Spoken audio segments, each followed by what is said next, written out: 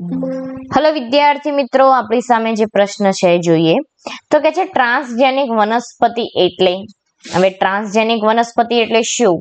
तो ट्रांसजेनिक एटले विदेशी जे जनीन छे, विदेशी डीएनए छे जे वनस्पतिमां दाखल करवानुं होय, दाखल करीने जे पारजननिक वनस्पति तैयार करी छे એટલે કે જે વનસ્પતિ જે બદલીને તૈયાર થઈ છે તો એને શું કહીએ છીએ? વનસ્પતિ પારજનનિક એટલે કે ટ્રાન્સજેનિક વનસ્પતિ કહીએ છીએ। બરાબર।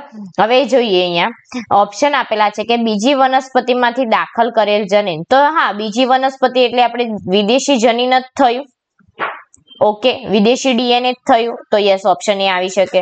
પછી કે બેક્ટેરિયા જેવા સજીવમાંથી દાખલ કરેલ, હા એ પણ આવી શકે, કેમ કે બેક્ટેરિયામાંથી દાખલ કર્યું હોય તો એને પણ આપણે વિદેશી જનીન જ કહીશું ને, આપણે તો મૂળ વિદેશી જનીન લેવાનું છે, પછી ગમે તેમાંથી લીધું હોય તો ઓકે। પછી છે વાયરસ જેવા સજીવમાંથી દાખલ કરેલ જનીન, તો યસ વાયરસમાંથી પણ વિદેશી જ કહેવાય, બરાબર, તો ઓપ્શન સી પણ આવી શકે। તો આપણો જવાબ કયો થશે? આપેલ તમામ, ઓકે, કે ગમે તેમાંથી એટલે કે બીજી વનસ્પતિ, બેક્ટેરિયા કે વાયરસ જેવા સજીવમાંથી દાખલ કરે જનીન, ઓકે, તો જવાબ થશે ઓપ્શન ડી। Thank you.